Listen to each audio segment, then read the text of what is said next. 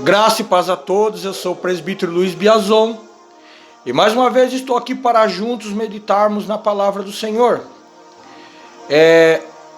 Eu quero falar com você a respeito de um convidado muito ilustre, que se você o conhecesse pessoalmente, você o convidaria para ir para a tua casa, para entrar na tua vida, e você nunca mais o deixaria ir embora.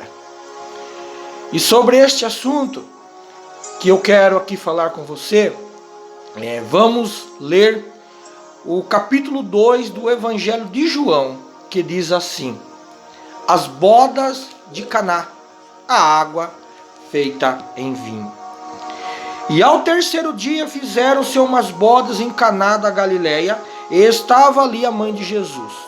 E foram também convidados Jesus e os seus discípulos para aquelas bodas. E faltando o vinho, a mãe de Jesus disse: não tem mais vinho. E disseram-lhe Jesus: mulher, o que é que eu tenho contigo? Ainda não é chegado a minha hora. Sua mãe disse aos empregados: fazei tudo o que ele disser. E estava ali postas 6 talhas de pedra para as purificações dos judeus, e em cada uma daquelas talhas cabiam 2 ou 3 metretas. Disse-lhe Jesus: enchei de água as talhas. E encheram-nas até em cima. E disse-lhes: tirai agora e levai a água para o mestre-sala. E levaram. E logo que o mestre-sala provou a água feita em vinho, não sabendo de onde viera, se bem que os empregados sabiam, porque eles tinham tirado a água. Chamou o mestre-sala ao esposo e disse-lhe: todo homem põe primeiro o vinho bom, e quando já tem bebido bem, então o inferior vem e é servido depois. Mas tu guardastes até agora o bom vinho. Jesus então principiou assim os seus sinais em Caná da Galileia, manifestou a sua glória, e os seus discípulos creram nele. Esse texto é um texto cheio de revelações. Cheio. E eu quero começar aqui a discorrer sobre essas revelações com você. Primeiro, vejamos bem. Quantas vezes nós já ouvimos ministrações acerca deste texto, aonde o orador, ele dizia que Jesus havia transformado a água em vinho.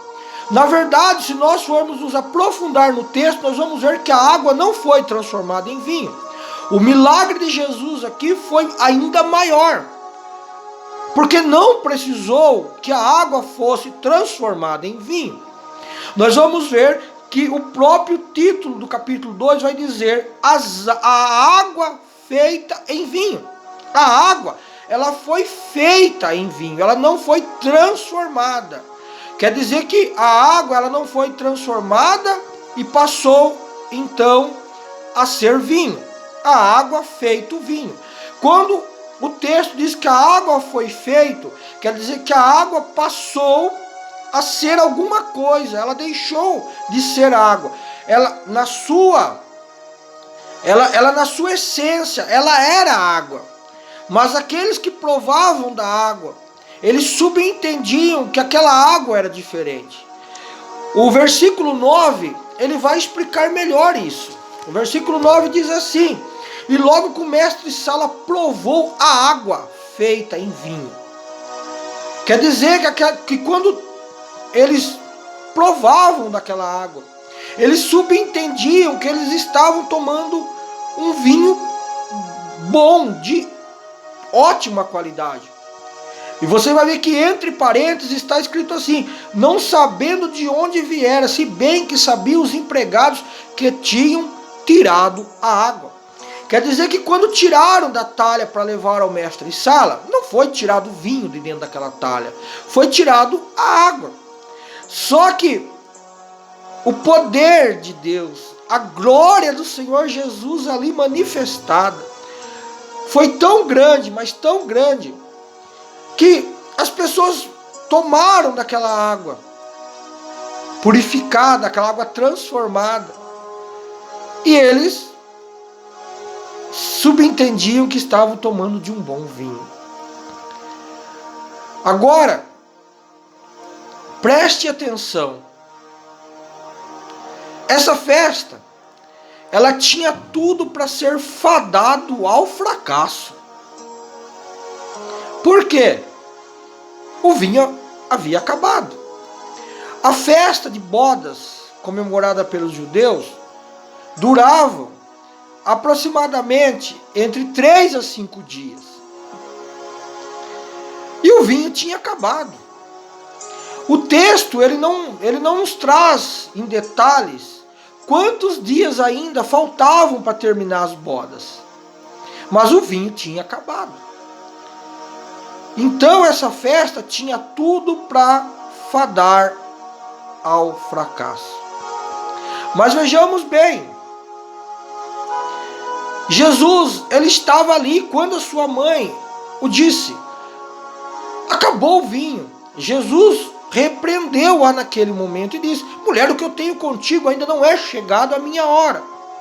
Mas naquele momento Jesus ele entendeu que se ele não fizesse alguma coisa ali, aquele casamento ele iria ficar marcado por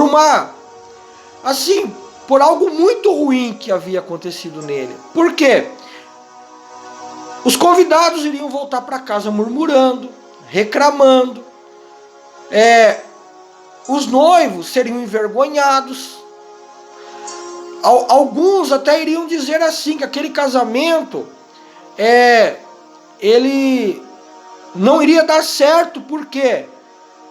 Porque a alegria das bodas havia sido interrompida antes.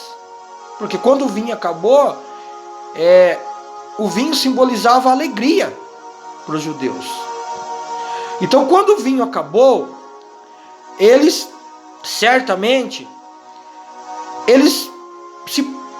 se sentiram assim, como que amaldiçoados, como que alguma coisa ruim acabara de acontecer. Porque não era aceitável que o vinho acabasse. Será que foi o mestre Sala que calculou errado a quantidade de vinho para a festa? Será que a quantidade de convidados foi maior do que aqueles que realmente haviam sido convidados? Não sabemos. Mas se nós olharmos para o versículo 6 do texto, que diz assim: haviam 6 talhas para a purificação dos judeus. Cada talha cabia aproximadamente entre 2 a 3 metretas. O que é uma metreta? Metreta é uma medida judaica.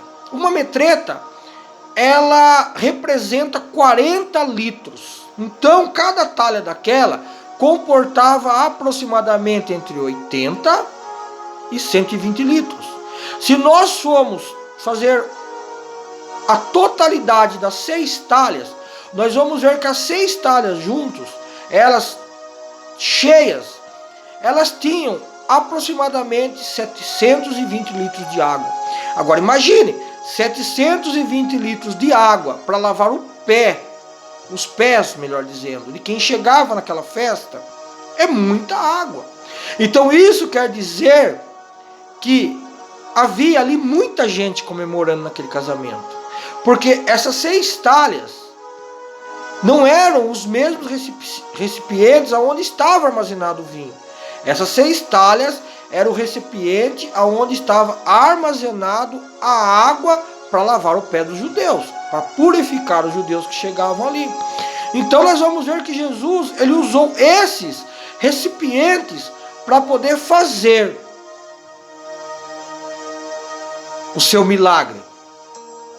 E por que Jesus não usou os recipientes aonde estava armazenado o vinho? Porque certamente ficaria ali uma dúvida, iria trazer dúvida acerca do milagre de Jesus. Primeiro, alguém poderia dizer que o vinho não tinha acabado realmente, que havia vinho ali naqueles recipientes, que tudo aquilo ali havia sido forjado, e também os recipientes aonde estavam ali armazenado o vinho, certamente eram menores, em quantidade menor do que as talhas usadas para purificar os judeus. Então, quando Jesus mandou descer água dentro daquelas talhas, encher aquelas talhas, Jesus sabia que a quantidade que ali seria feita de água feita em vinho seria muito maior, e seria uma quantidade que suportaria até o final daquela festa. Vejamos agora, quando aquele mestre-sala tomou daquela água feita em vinho, ele se surpreendeu. E é isso que Jesus ele quer fazer na minha e na tua vida. Ele quer nos surpreender. Ele quer que nós sejamos surpreendidos todos os dias, o tempo todo, por Ele. Mas para que isso aconteça, primeiro nós precisamos convidá-lo a fazer parte da nossa vida. E segundo, quando o mestre-sala manda chamar o noivo, e ele diz assim, geralmente serve o bom primeiro, e depois, quando já está todo mundo embriagado, serve então o vinho ruim. Mas você fez o contrário. Você serviu um vinho bom no início e guardou o melhor para o fim. Na verdade, esse é Jesus. É assim que Jesus age. Jesus, ele sempre vai ter o melhor. Se você acha que hoje está bom, amanhã vai ser melhor. E cada vez melhor e melhor e melhor. Jesus sempre terá o melhor. Então aquele homem, o mestre-sala, ele estava acostumado com o inverso. Ele estava acostumado com uma outra forma. E Jesus é assim. Quando Jesus chega, Jesus ele quebra os protocolos. Jesus ele faz uma inversão de valores. E é essa inversão de valores que Jesus quer fazer na tua vida. Jesus quer fazer que você passe de um vaso de desonra aos olhos dos homens a um vaso de honra diante dele. Jesus ele quer te honrar. Aquele noivo, naquele momento, quando aquele homem chamou o noivo e disse assim: você me surpreendeu, porque o vinho bom foi servido, mas o melhor ficou para o final, quando na verdade é feito o inverso. Na verdade, Jesus honrou aquele noivo naquele momento. Aquele noivo foi honrado, até mesmo sem saber. Jesus honrou aquele noivo. E é isso que Jesus quer fazer para a tua vida hoje. Jesus ele quer te honrar.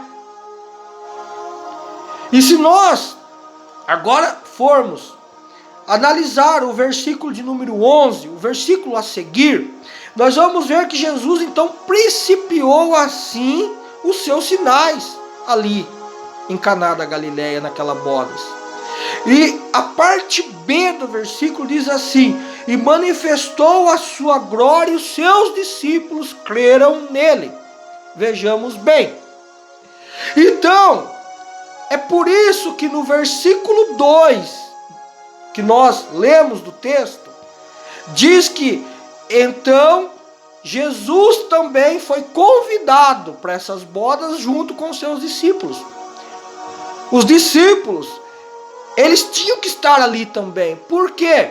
Porque até aquele momento nós entendemos que os discípulos não sabiam exatamente quem era Jesus. Eles estavam seguindo Jesus porque eles haviam sido atraídos pelo poder, pela glória e pela pessoa de Jesus. Porque é assim que Jesus faz. Não somos nós que escolhemos a Ele, nós somos atraídos pelo poder e pela presença dEle. Por isso nós seguimos a Ele, servimos a Ele, porque é Ele quem nos escolhe. E foi Jesus quem escolheu aqueles 12 homens. Mas até então eles não sabiam exatamente quem era aquele Jesus que eles estavam seguindo. E a partir daquele momento, então, o versículo de número 11 nos diz que aqueles homens passaram a crer em Jesus. O que é que você precisa ainda? O que Jesus precisa ainda fazer para que você possa crer nele? Deixa eu te dar uma dica. Convida ele para fazer parte da tua vida, da tua história. Convida ele para morar com você na tua casa, para habitar no teu coração. Convida ele. Convida. E você nunca mais vai deixar esse convidado ilustre ir embora da tua vida.